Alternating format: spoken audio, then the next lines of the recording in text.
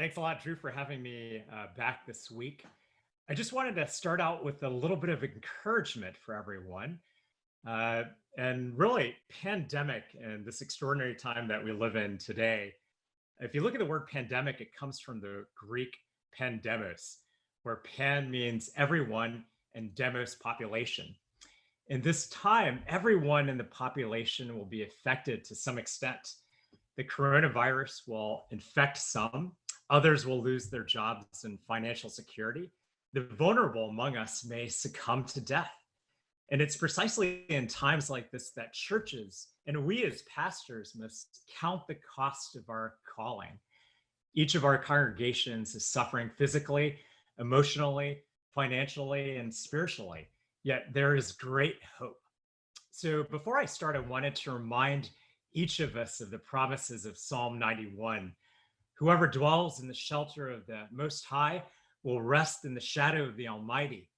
You will not fear the terror of night, nor the arrow that flies by day, nor the pestilence that stalks in the darkness, nor the plague that destroys at midday.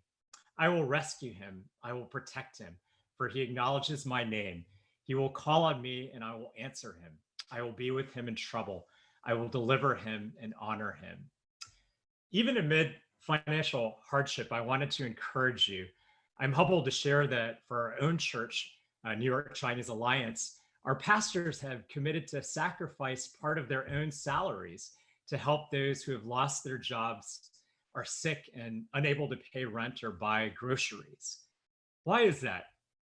As Christians, we know in whom we believe and are convinced that he can guard what we have entrusted to him. Therefore, we experience great freedom as we count the cost.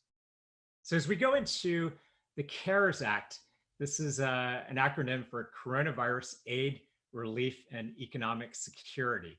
And so recently, most of you know, Congress passed a $2 trillion congressional bill really to benefit individuals, state and local governments, big corporations, small businesses, education, and public health. And so the area that we really want to focus on today is small businesses. But I also want to say maybe two sentences on the individual impact. Most of you know by now that if you earn less than $75,000 per year, you can expect a one-time payment of $1,200. And married couples will receive $500 per each child they have. So for example, if you have a family of four earning less than $150,000 a year, you could expect to receive $3,400. I can't tell you when that will happen, but it certainly will happen at some point. So now to go into the specific area of small businesses within the coronavirus or CARES Act. There are really three major provisions within this area. Number one is the Payroll Protection Program, or PPP. Number two, there's the Employee Retention Tax Credit, or ERTC. And number three, there's the Economic Injury Disaster Loans, or EIDL. Now, I'm really just going to go over number one and two and allow you to obtain some more information on the third one, which is a little bit more self-explanatory. So now to go into PPP, or the Payroll Protection Program, I'm going to split this into really who, what, when, and how to simplify. So the who is you, small businesses and sole proprietorships with less than 500 employees, which are really the majority of churches. And this includes faith-based organizations, including houses of worship and congregations. Essentially, we must meet the requirement of being a 501c3, which really all of us are. Secondarily, what PPE, which can be applied essentially through a small business association approved lender. And awards can be made up to 2.5 times the average monthly payroll costs, rent, mortgage interest, or utilities. Now, what exactly are payroll costs? These include salary, benefits such as health insurance or retirement, even things like family, medical, or sick leave, and vacation. And now one of the keys of this PPP is this initial loan can be completely forgiven if it is used to cover an 8-week period after the loan is made and the employee and compensation levels are maintained. And so if there are any unforgiven amounts, they can be repaid under no more than 1% fixed interest over a maximum of 2 years, with the first payment due within 6 months. Now, when did this PPP under the CARES paradigm start? It started last week on April 3rd, with small businesses and sole proprietorships able to apply. In a couple days on April 10th, independent contractors and self-employed individuals can begin applying as well. So I definitely recommend that you apply as soon as possible if you're interested. Now, how do you do that? Essentially through your church's bank. Typically, you contact your business relationship manager, and your church, or excuse me, your bank would need to be an SBA, Small Business Association approved lender. Now, that is a summary of PPP. Later on, Drew will send out several documents that will help you walk through the more nuanced details. So now let's look at ERTC for a few moments. ERTC is short for Employee Retention Tax Credit. What is it? It's a fully refundable tax credit for employers equal to 50% of qualified wages. This includes health insurance as well. The time period is between March 12th of this year and January 1st of 2021. Once you file for your taxes later on, you would use tax form 941. Now, who is the ERTC for? It has sort of a broader scope than PPP, but it's essentially businesses that have been ordered to shut down either partially or fully as a result of COVID. And this includes, again, religious organizations and houses of worship. The other potential stipulation or way to qualify is that your church or congregation experiences a 50% loss of revenue in a quarter compared to a similar quarter in 2019. Now, once your church is qualified, they would need to reach greater than 50% revenue in a given quarter to be kicked out again. So for some of you, the ERTC would be more beneficial than the PPP. I would recommend speaking to your tax advisor as well as liaising with your treasurer. But depending on when we are allowed to congregate as a church again, maybe for some of you, it wouldn't be too long before you meet that 80% revenue before. So finally, a few words on the third part of CARES, and this is the Economic Injury Disaster Loans and Loan Advance. These are essentially low interest fixed rate loans up to $2 million, and they can be used for immediate expenses during the emergency, such as payroll, bills, or fixed debts. And an advance of up to $10,000 can be made within 3 days of an application to help keep your employees on payroll, to pay for sick leave or meet other business obligations. So that's a general 30,000-foot overview of the CARES Act, including PPE and ERTC. I will say specifically for New York City, there are also two specific programs. One is the New York City Employee Retention Grant Program, and that functions very similarly to PPP, although it is a grant instead of a loan. And number two, there's the New York City Small Business Continuity Loan Program. As I understand, I think yesterday they have temporarily suspended both of these programs, secondary to the very high number of applications.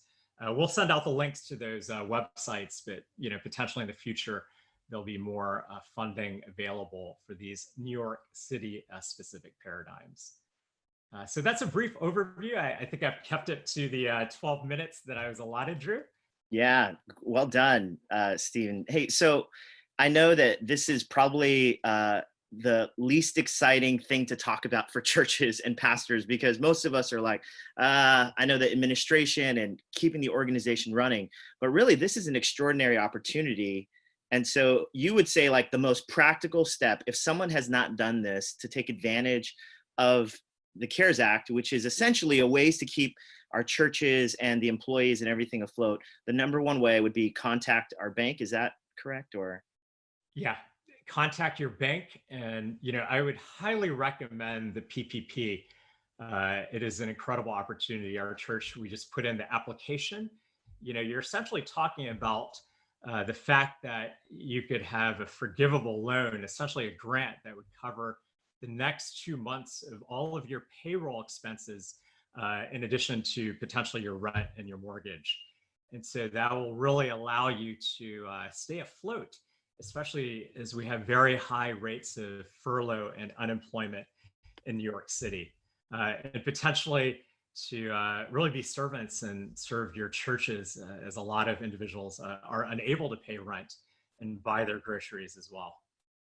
yeah, thanks so much, Steve. Can we have people be able to contact you as well?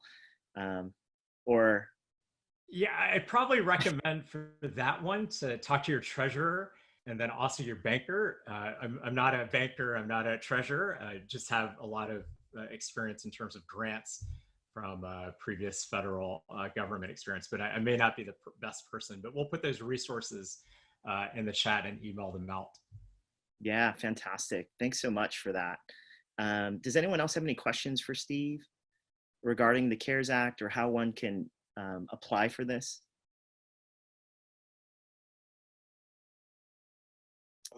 Drew, I don't have a question. I have a comment. Mm-hmm. Like Chase right now is not taking any more applications. So if you are going to apply for the PPP, some banks have taken their limit already. So Yeah. I would encourage you to do it as soon as possible. Yeah, thank you so much, Pastor Ray. Yeah, that's a great point. Right now, yeah, a lot of banks, because it is first come, first serve. So thank you so much. Hey, if anyone else has any questions around this, feel free to put it in the chat box, and then we'll actually get maybe someone to answer that question for you. So at this point, we're going to transition now into, over the past few weeks, we've been talking about Easter Sunday and something collective that we could do together. And Kathy Keller has really came up with the idea of, what if we could all on Sunday morning at 9 a.m. all do a common liturgy together. And so I don't know if Kathy's on this call yet, but if she is, she can feel free to chime in. But Lauren, I think you're on the call. Lauren, would you be willing to just share a little bit of what's happening Easter Sunday and what we can invite churches to collectively do? Hi, yes, everyone. Sorry my video's not on. But yeah, so basically this Sunday we are just inviting any church, any community, any Christian that we know to come together for just a moment of liturgy and song at 9 a.m. on Easter Sunday. We figured that time is, for the most part, before most of our virtual Sunday gatherings will begin. And so really we're just doing a small liturgy and gonna sing the hymn, Christ the Lord is Risen Today, all together, just gathered on our balconies. And it's really just a way for us to be united and inaugurate our Easter celebration and really just sing these words over our city and just believe on behalf of our city and this resurrection hope. So that's really what it's all about. You can go to the website, which is easter2020.nyc. And on there's some social media assets that you can download and just spread the word. And you can also RSVP on that website as well, just to kind of join in more officially. Thanks, Lauren. Yeah. Lauren, if you could go ahead and type that in the chat box as well, just so that people are aware and they could spread the word to their own churches and just let folks know. Again, how it spreads and makes a difference, we're not sure, but at least we can be together in this collective celebration of Easter resurrection hope. So At this time, I'm actually going to introduce my friend Nada Pottinger. And Nada actually works for an organization called Alpha, Alpha was originally started in the UK in London out of a church called HTB. And Alpha is this extraordinary tool for evangelism, discipleship, and that really builds a certain kind of culture within churches. And it's for the unchurched. And as many of you are aware, right now, it's such a spiritually hungry time. I mean, with all the pain that we're experiencing, I know that we've had several people who are unchurched come and ask for prayer or ask for, what does it mean to be a Christian or to believe in God? And so Alpha has this very unique tool. And so Nada, if you can go ahead and start to share about what you're doing and about Alpha and how this can really be a tremendous resource for churches, especially during Easter, post-Easter. So Nada, if you can go ahead and share that. Thank you so much, Drew. It's such an honor to be here with you today. Like Drew mentioned, I'm the New York City Network Director for Alpha USA. And like we have felt the effects of the global pandemic, and we've been thrust into an environment where we've had to adapt quickly. As Drew mentioned, Alpha is a tool for the church. And just for the sake of that don't know much about Alpha, Alpha's mission is to equip the church in its mission to discover and develop a relationship with Christ through the Alpha course. And in the past, it was typically done in people's homes or a church building, even restaurants, when people gathered together over a meal. Then they watched a video that explored a different element of the Christian faith, a very basic element of it. And then this was followed by a discussion time where people could honestly respond to what they heard and wrestle with their questions about faith and life in a very safe environment.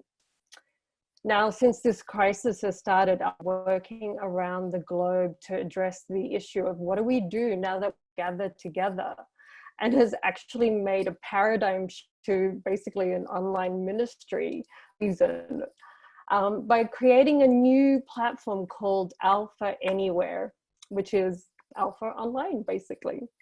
Though the way we run Alpha has changed, the principles have remained the same. And what we've discovered is that actually Alpha is perfectly positioned to work in this environment. As Drew mentioned, people are in a lot of pain. People are wrestling with their grief, the deeper questions of life, and obviously now in isolation. And we're providing a space for them to do that in an online community that meets week after week for about 10 weeks. And what we found is that churches have really adapted and found creative ways to show hospitality to their guests through love in action. Some churches have sent baked goods and delivers through Uber Eats to their guests.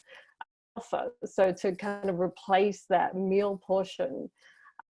And of the city in New York City, only starting a new Alpha every night of the week following Easter. They're also offering practical ways to serve their guests on Alpha. They're offering grocery delivery, dog walking, counseling, for example. And we pivoted into this about 3 or so weeks ago, as soon as this all started. And we are hearing powerful stories from churches around the country. Many new Alphas that have just launched online are seeing up to double the amount of people register, because the barriers to attending a course are now much lower. It's so much easier to just, dial into a computer than go to a church building, for example. One person in Portland, an Alpha leader, shared that she had these 3 friends that she's been inviting for years to Alpha. And now with this online platform, they have joined, they have actually returned. The other interesting thing that we have found is that churches that were already running Alpha had to pivot into an online Alpha in the middle of their course. They're actually finding that people are being more vulnerable and more transparent than attended in person. And the other interesting thing is that even the weekend away, which is a part of the is working. For one, they're having 100% attendance, which has not always been the case. And people are actually receiving prayer through Zoom and being ministered to by the Holy Spirit. And this story is the most encouraging story to me that I've heard so far. A church in North Dakota posted on Facebook last week that they led 120 people to Christ on their last night of Alpha through Zoom. So Alpha Online is working. We're able to come and journey together with people in this season. And I know many people here on this call are familiar with Alpha. And if you haven't had a chance online, I encourage you to launch your Alpha Online. And please join us for an Alpha Anywhere training where we will walk you through setting up your Alpha Online. And even if you have been able to pivot quickly to online, I think you will still learn a lot from other countries around other churches around the country that have started this. And you can register for one of the upcoming trainings through a link that I believe Drew will provide in the chat window, or at least in his follow-up email. If you're new to Alpha and are interested in learning more, I'm happy to meet with you over Zoom. So please feel free to contact me and we'll set up a time to meet. And if you want to see Alpha Online in action, Hope Church have graciously opened up the online Alpha that they're launching on Monday, April 27th. Please feel free to contact me or Drew for more details. But thank you, Drew, for doing that. Everybody for your time. Yeah, no, I know that for us, we've been wrestling with, wow, how are we going to continue to reach out to folks? And someone from our church actually, when they heard that we were doing Alpha, you know, so much of our energy has been around care and support and generosity. But one of our leaders said when they heard the announcement that we were still doing Alpha, they were so deeply encouraged because they felt like the heartbeat of mission is still at the forefront, which was just such a joy and a gift. And the fact that Alpha has all these online resources. So just to clarify, Nada, Alpha is how long? And it's an online, you can watch the video and then have discussion. Is that pretty much how it goes? Is that a good summary of how it goes? And then there's discussion and prayer that takes place. Is that right? Yeah, that's right. That's exactly it. It's about, 10 weeks. It includes a weekend away, which we're now doing over one day. Some churches are choosing to do a Friday night and a Saturday. And if you join the online training, you'll get to hear like some of the ways that churches have been really creative, creating a fun atmosphere and a feeling of going away, even though people are in their homes. Yeah, that's awesome. That's great. So Nada's information is in the chat box. If anyone has any questions about that, again, and if anyone has any other tools for how do we lean into evangelistic mission in this moment, feel free to share those as well. Alpha is one that our church has really embraced and loved, and it's great that there's this resource. And again, if there are others, we'd love to highlight those as well. So another thing, if you guys have been before we have Pete come on and share about emotionally healthy, how to stay emotionally healthy in the midst of this. I know it's been a brutal season for me and for many of the pastors, like many of you all that I know. It's just been really hard. And, as collectively, our church has been trying our best to pastor our people and to love our neighbors. And one of the things that one of our pastors, Sarah Bourns, who's the pastor of Formation and Mission, she really, as she was wrestling with kind of what we can do as a community to really center our community, she helped craft a communal rule of life for our church community before we get into this conversation about remaining emotionally healthy in this season. And I just wanted to introduce Sarah, and Sarah, maybe you can just share about this communal rule of life that you helped craft for us that we shared on Sunday with our church. Just to get us a sense of how does Jesus become the center of everything that we're doing at this moment. So Sarah, would you be up for sharing that right now? Yeah. And I think Chris was going to have it on the screen too. So yeah, kind of just thinking through like that formation and mission, like those are our two callings right now, to be forming our people and to be on mission with our people. So this is moving from Alpha, kind of the missional side of that, among other things, to how are we still continuing to form our people, disciple our people from afar. And I think on the call a couple weeks ago, I said, like, the coronavirus is discipling our people, maybe even more than we are right now.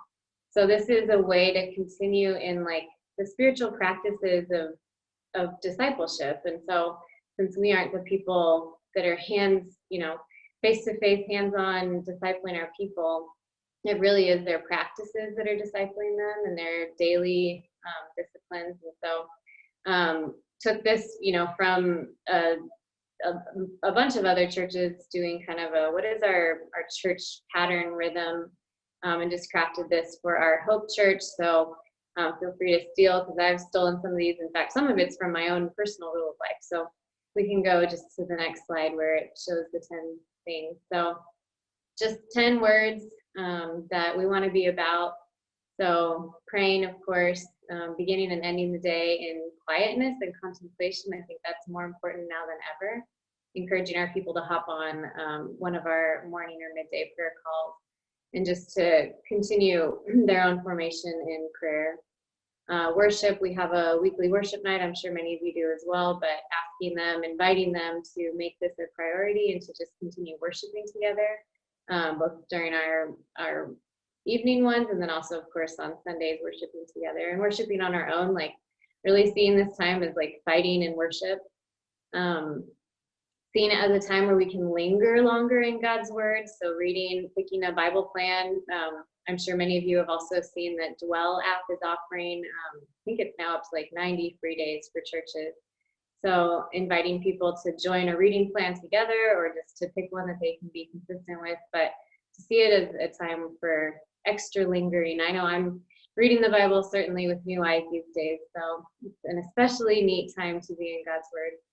Of course, encouraging rest still and savoring the Sabbath. Like, I know all my days are kind of blending together, but just encouraging our people to still have a day set apart that doesn't look like the rest of the days, and to just even daily, the walk slowly idea. Like God's just been saying, like, walk slowly into your day, Sarah. So, because these days are crazy, even though we're not moving a lot. And then play, still looking for beauty and joy and delight and ways that we can be lighthearted amidst the heaviness. Like that is a spiritual practice right now. Connecting, so encouraging our people to be in a community group, to really both reach out and to receive, to be on the giving end of checking in with people, and to be on the receiving end, letting people check in, being intentional in home groups and things like that. And then disconnecting, so challenging us to spend the first and last hour of the day not on a screen, turn it off, put it away, put it to bed, and just disconnect in other ways where our brains just don't need to be in the news all the time. Giving, choosing generosity right now, we know that that's a need financially, but also just choosing other ways to sacrifice, to lean into sacrifice over that scarcity mindset that I think can just be all around us. The spiritual practice of moving our bodies to keep our brains alive, our bodies active, awake. There's lots of good groups that are doing like Zoom calls just for workouts and things like that, but seeing like our body, mind, heart connection more clearly in this time. And then lastly, creating. I think a lot of us have seen how crisis has been like cultivating this creative side of a lot of us. So just getting excited about a new hobby or an old one, or, trying, new cookbook recipes, like people getting out all their old cookbooks. So these are just ways that I think our people are still being formed. They're still being shaped. They're being shaped either in the way of fear and anxiety, or they're being shaped by these practices. It's our practices that are forming us still. So leaning into that as a body, and then encouraging people to develop a new rhythm of life for personally as well. That's that. Thanks so much for sharing that, Sarah. And my therapist, whenever I meet with my therapist, one of the mantras that he says to me is progress, not perfection. And one of the things that we shared with our community was, hey, these are aspirational goals for how we want Jesus to remain at the center in the midst of everything that's happening. And so we all repeated progress, not perfection. And so, yeah, but these are, I think, just a great kind of signpost for us of saying, hey, this is how we want to be the community of Jesus followers in the midst of what's happening. So thanks for crafting that, Sarah. I'm not sure if Pete Scazzero is on yet. Pete, are you here? I am. Oh, fantastic. Oh, there you are. Of course. There it is. Pete. Hey, Drew. Fantastic. Many of you guys know Pete. He's an extraordinary, for me, he's been an extraordinary model and spiritual dad, and his writings. And if you have not subscribed to his podcast or heard his reflections in this season, as well as just the resources out of Emotionally Healthy Discipleship, I think it's be so great for you to become aware of some of the stuff that Pete is really been sharing during this time. I think it's a very prophetic, needed voice in the midst of, it's been a brutal time. And yeah, Pete, if you could just share with us some of your reflections during this season, and how you've been pondering how the church in New York can really remain centered and rooted in Jesus. So. Yeah, I mean, you wanted to talk about a rule of life. I mean, Sarah, that was really good. For Hope Midtown. I think two things. I've been pondering it too, and I reread most of Dark Night of the Soul by John of the Cross this past week, just to kind of like, from the fresh perspective of what we're living right now. And what was interesting was what I never caught before was he mentioned that when we're in a dark night, and I believe we really are as a church anyway, there's a collective, or the whole world is in a collective dark night of the soul, that's what makes it so unusual. It's global. And so whether it's an email I'm receiving from Australia or Singapore, or Hong Kong, it's just incredible, the impact globally and the disruption. But he mentions that it's an invitation to another road, a different road.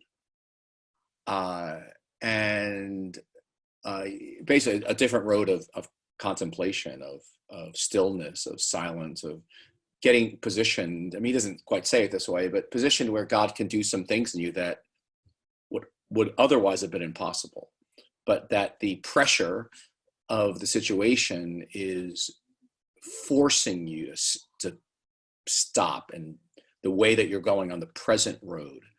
And as I reflected on it, I think he's real. I think it's true. I think there's a gift in the darkness for us, I think, as a church, as a leadership, that we just can't kind of go the way we've been going. That's something, I think we've all known that for a while.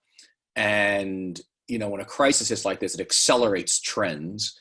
And so I think there's a moment of pause for us as leaders of, okay, God, what are you trying to say to us as we lead, as we look to the future now with so much new uncertainty that we never had before. So I'm looking at God, I'm looking and I'm listening for God's invitations. I think they're here, and it will be unfolding. And the church is going to change. The question is, how will it change as we emerge out of this? And one friend said, right now we're kind of in a triage moment, but probably in 2, 3, 4 months it'll be a different kind of crisis, I think, for the church, as we kind of begin to move back in and find out things are not what they were. And I think unless we have something of substance to offer spiritually out of our own lives, I think we'll be in trouble. I think it'll be challenging. People aren't just going to show up to church to get juiced up for the week. Kind of let worship carry me, and a dynamic word carry me. First of all, people aren't going to be very reluctant to come to church for quite a while. And I think we're going to have to adjust to really get serious about formation, discipleship in the context of our missions in a way that we have before, and calling people to a deep spirituality where they can't live off other people's spirituality the way they did in the past. It's now new. And so now our role then changes. And I think probably not for so much, I'm thinking of a lot of us in New York City here, we don't have programmatic driven churches as much as perhaps more the suburban churches around the world. But we're still affected by the whole culture that drives that way of carry me, sustain me, entertain me. So anyway, I'm listening to God for me, and my own deepening in Him, and moments. I think there's a lot of revelation here that's going to unfold. So that excites me. So in terms of a rule of life, I think rule of life is as many of you know, it comes out of Benedict, but really it comes from a guy named Pachomius in the 3rd century, who was an Egyptian guy, and when people are fleeing to the desert to get to God, he wrote the first rule of life to around monks who were trying to figure out how do we structure our days. It was kind of they were in a desert in Egypt, vast, physically no man's land, but also there was no structure on time, and there was lots of stories. If you read something like John Cassian, there's a lot of stories about monks living as hermits who didn't have the emotional maturity or health to not go off on tangents and start hearing voices and doing crazy things. And so that's why he began to form communities with a structure around a rule of life or a trellis to structure people's time and days and weeks and months. And so that evolved over the centuries into, Benedict's rule is the most popular one we have in the West, written in the 500. So I think we do need a resource like Benedict's rule and the kind of structure it gives us to structure our days. In other words, there's lots of structures out there. A rule of life is a trellis, but it's got an ancient history, and it's lasted hundreds of years or over 1,000 years because it's so good. And when people have taken Benedict's rule and adapted it to non-monks like us, they've used these 4 categories of prayer, rest, relationships, and work. I don't know, Chris, do you have that? I sent you the slide. If you can put it up at some point, that would be great. And no, I sent you the wrong thing. Now go down. Sorry, Ray, go down.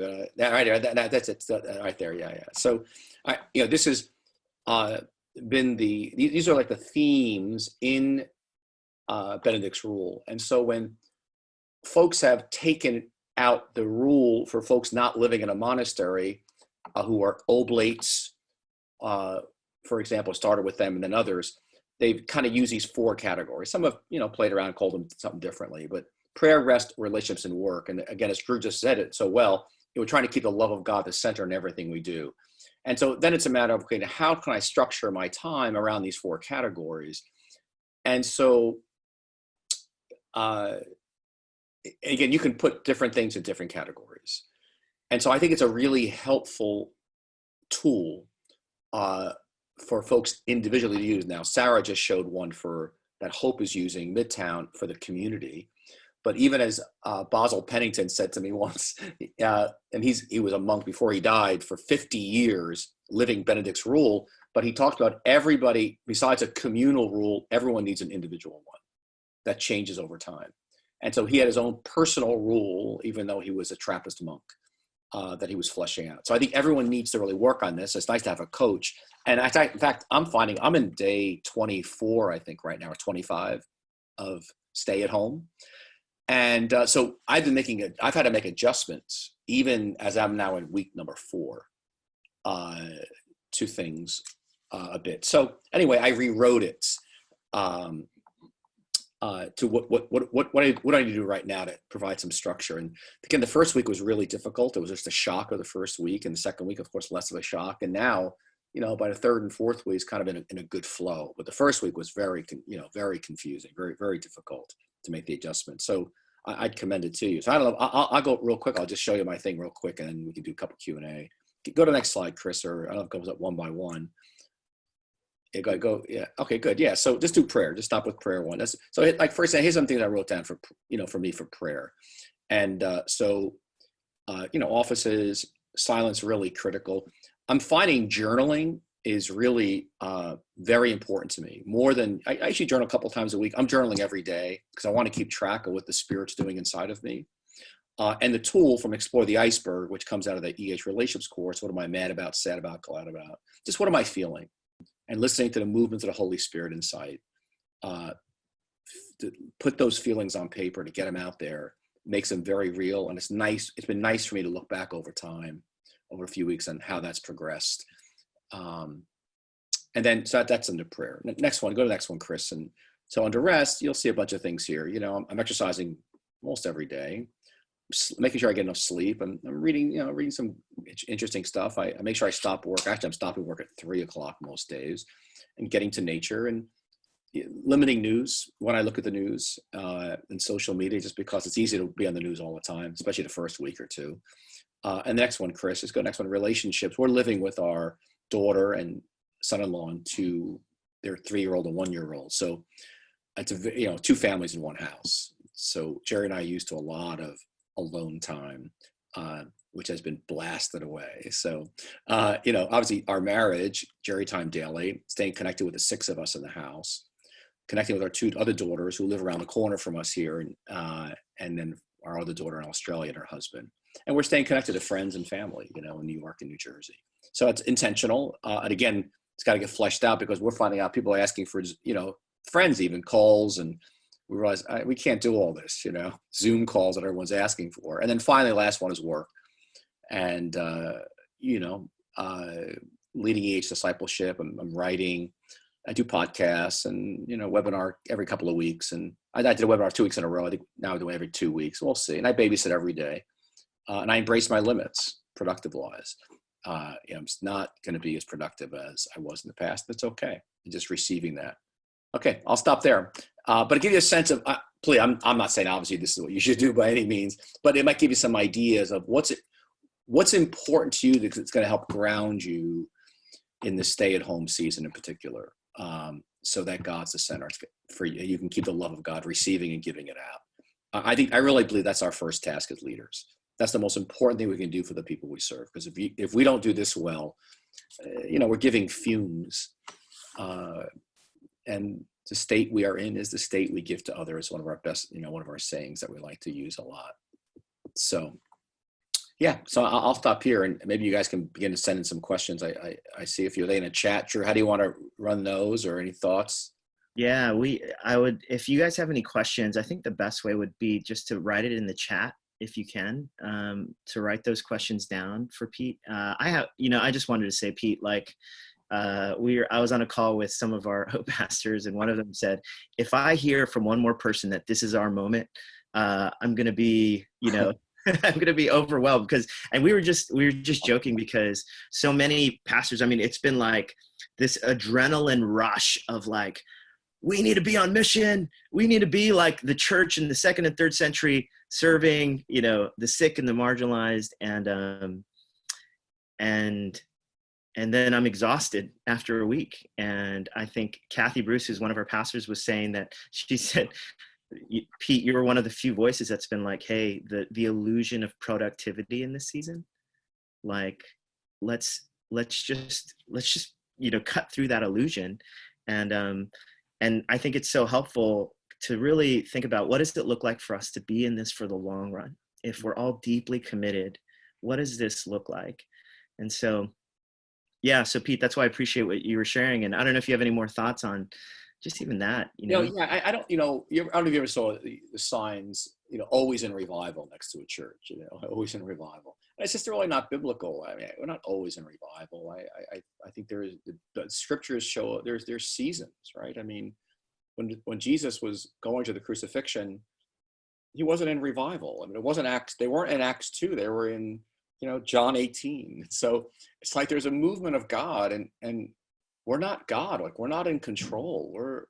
You're not in control. That's one of the biggest things happening here is we're not in control. God is, and the church may diminish. I would say that I think we can expect that our numbers are declining.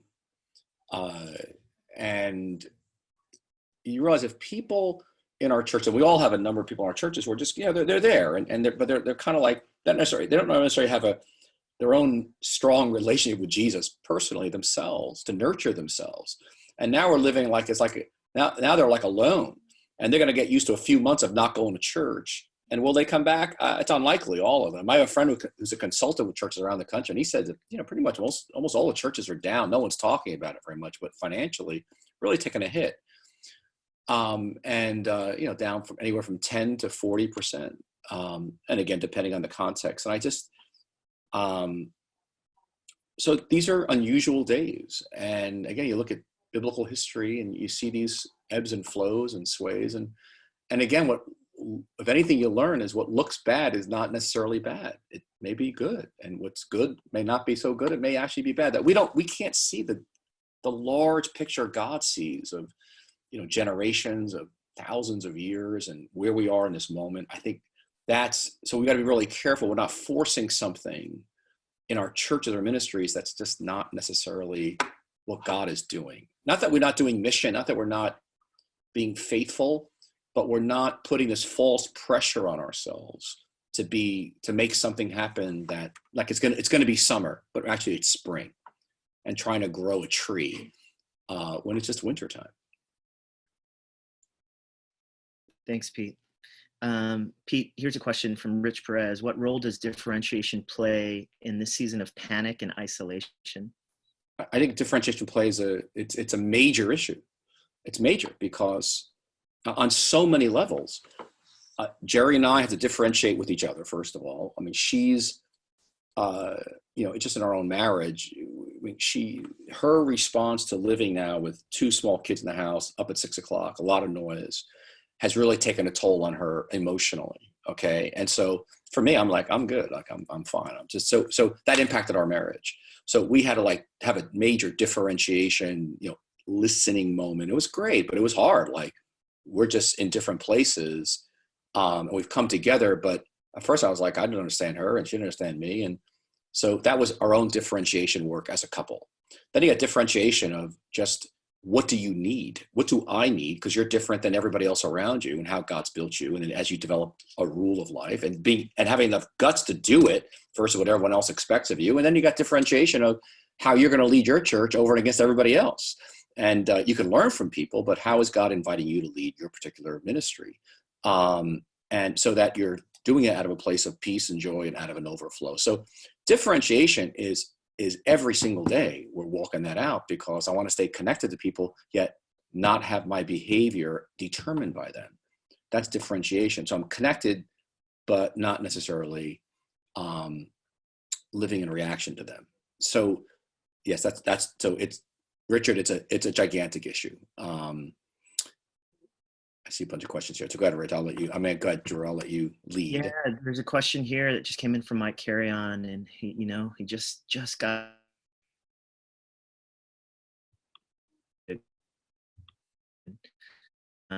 feeling overwhelmed.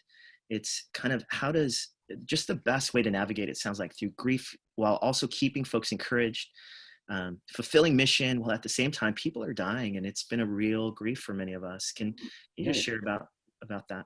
Yeah. I mean, we're with you. We know people have died, and we've got a number of people who with the virus that we're closely connected to, and it's very sad. I don't, in terms of keeping people encouraged, I don't know. I think I'm helping people grieve. I think I'm trying to be present with people in their grief. I'm not necessarily, I would encourage them. It's kind of like Job's 3 friends, right? They were trying to bring an encouragement with scripture and stuff. They didn't do any good for anybody. But I think most folks don't know how to grieve. They need permission to grieve. Most folks' emotional range is very narrow. And so they're not, they don't really know how to even do their own grief and loss.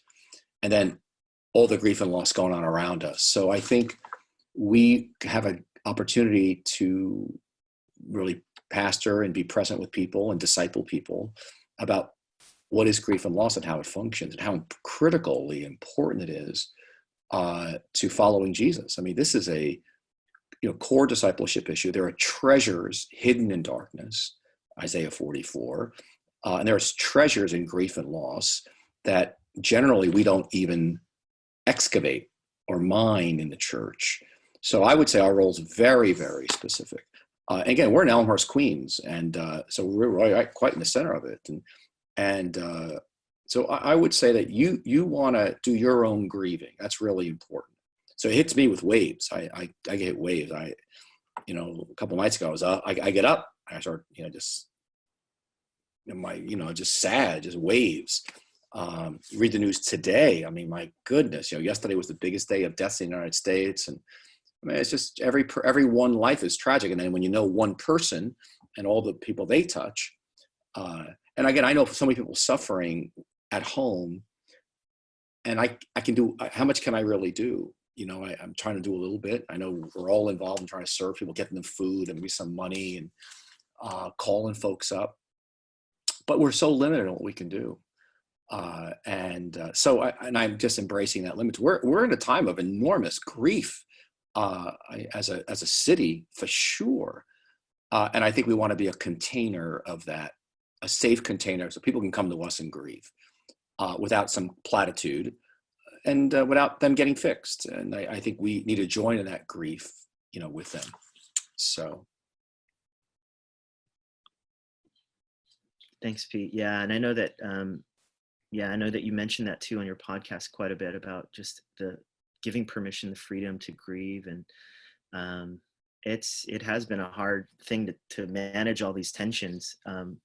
One of the questions that came up was, how did the listening, when it came to differentiation, what did listening look like? Questions to ask, things to clarify when it came to the listening. I think, Rich, that's what you're asking, Rich Perez. Yeah, I see that, Rich. Yeah, I think it's twofold, and I'll just talk about just even clarifying, different expectations as you're living with people, and people have different expectations of what should happen.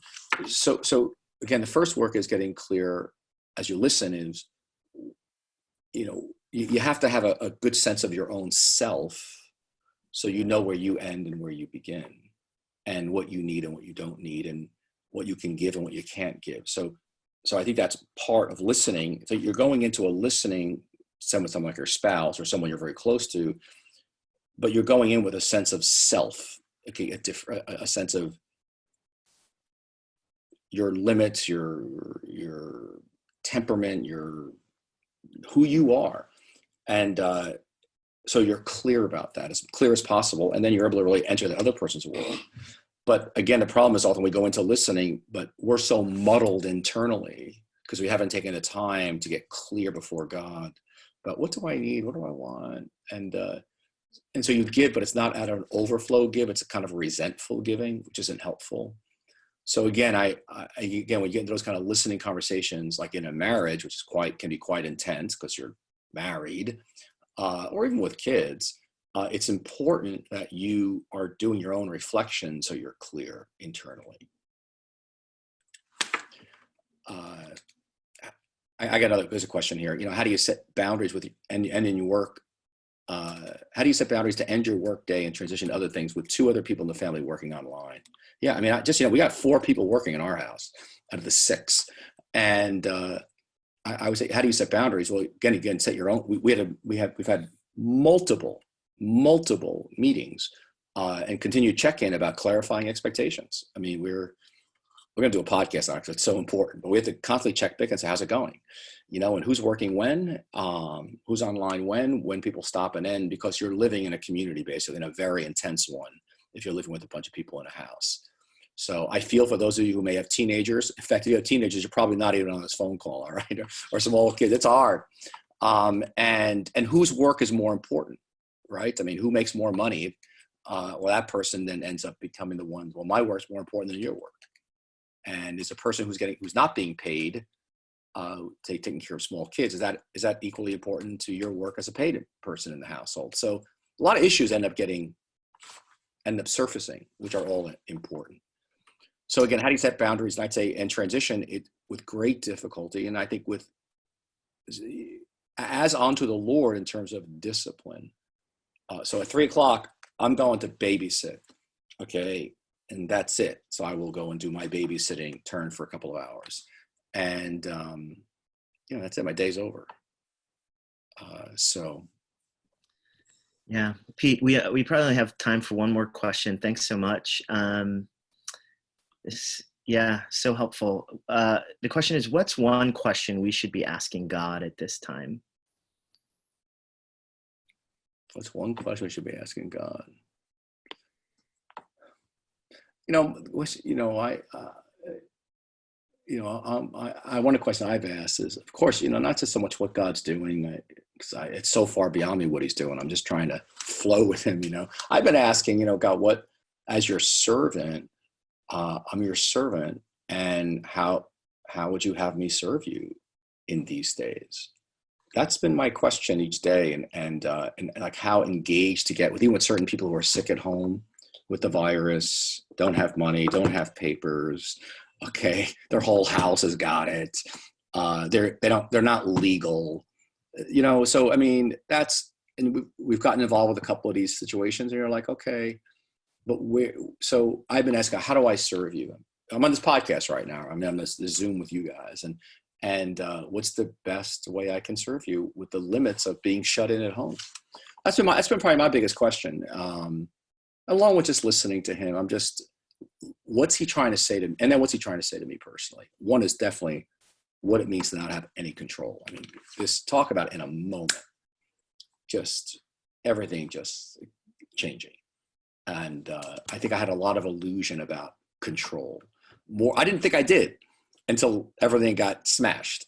I said, oh, I like control. I liked my life a lot, that I knew what was happening. I had the ministry kind of, everything was flowing, and then it seemed like, oh, in a week, God just blew the whole thing up, and we'll see what does he want? What do you want to do now? So it was I'm listening to those, and I'm recording those lessons in my journal so I don't forget. Pete, I'm going to sneak one more question in here, just because someone mentioned, their daughter went to the hospital in Brooklyn, and, it took a lot out of them.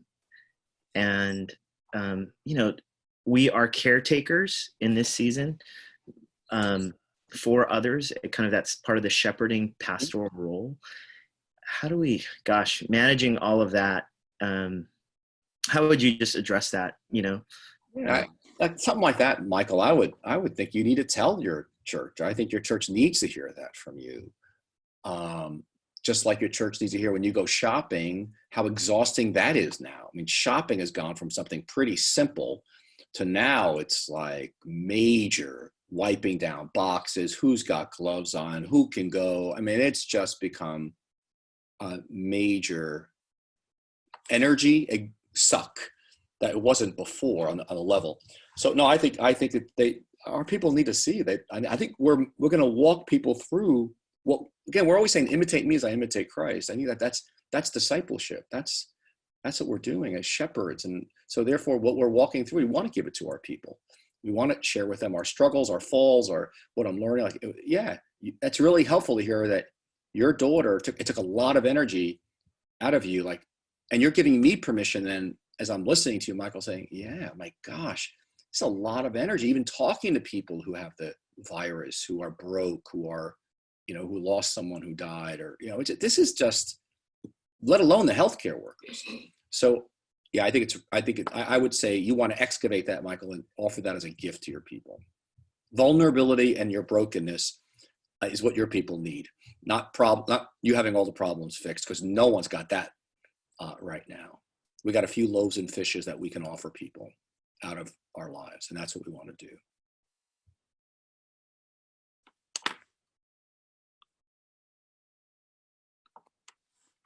Thanks so much, Pete. Hey, I want to just honor everyone's time here.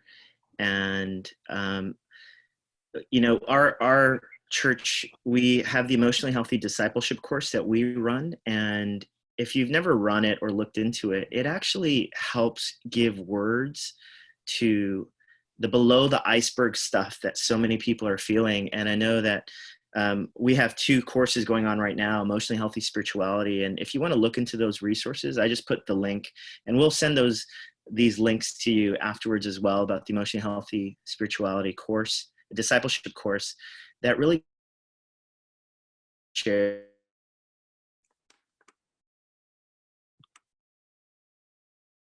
an absolutely brutal time. I know I've been going from weeping to trying to hold things together. And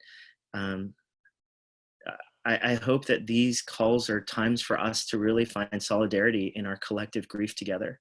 Mm-hmm.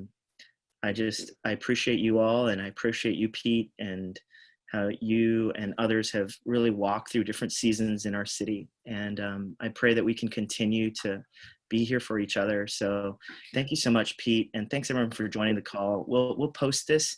Next week, we're going to be hearing from a guy named Dave Gibbons, who's a pastor out in California, who just has some prophetic insights for this moment, along with some pastors here in the city, like Josh Kelsey and others who will be sharing. So thanks for joining us, everyone. And Pete, thank you again. Everybody. Yeah. Thank you. And Nada, thanks for everything. At Alpha, you've really served us at Discipleship, and you helped us get on Zoom much more quickly for the course. So thank you very much. Oh, you're very welcome. Appreciate it. Thank you. Yeah. Thanks, Drew. Thanks, everyone. Thanks for sharing everything you're going through. And let's be in it together.